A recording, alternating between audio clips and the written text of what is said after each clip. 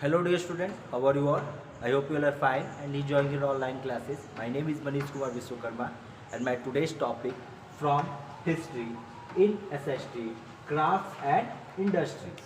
And I am going to discuss with you on this topic. Non-availability of raw materials, loss of patronage by Indian rulers, high taxation system, import and export policy of the British. In my previous video, I have already discussed about law by British Parliament, impact of industrial liberalization, ruthless method of the company towards weaver. And I am requested you all to watch first part of this video. And this is your next topics from the chapter. Dear children, non-availability of raw material. England purchased raw material in bulk from the Indian market. It created the scarcity of raw metal in India. The Indian craftsmen and artisans could not get raw material according to their needs. All this adversely affected the Indian handicraft industry. The company officials were so ruthless and cruel with the Indian weaver that they cut off the Indian thumb of the weavers if they refused to work for them. Our next topic is loss of patronage by Indian rulers. Loss of patronage by the Indian rulers. The Indian rulers always patronized and encouraged the craftsmen and artisans. They often employed the best craftsmen on a regular salary. But the disappearance of native Indian code became a great cause of the decline of Indian crafts. Dear children, next topic is the high taxation system.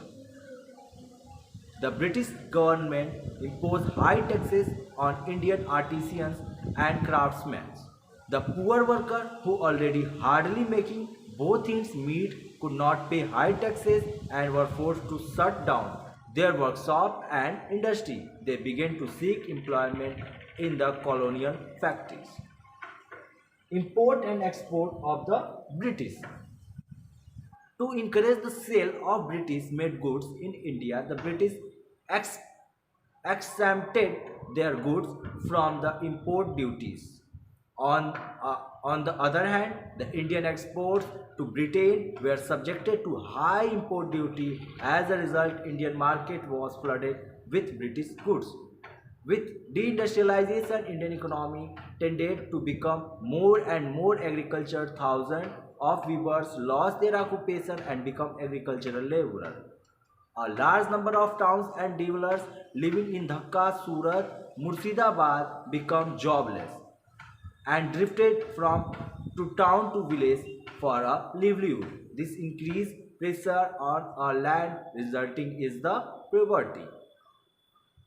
Growth of industry in 20th century. The establishment of modern industries began in second half of 19th and early 20th century. But the growth was at a very slow rate as the British never wanted India to develop industrially. These industries were established under British capital as they wanted India to serve them as a supplier of raw material to feed English industries and be ready market for finished goods brought from a factory of England. Jute industry.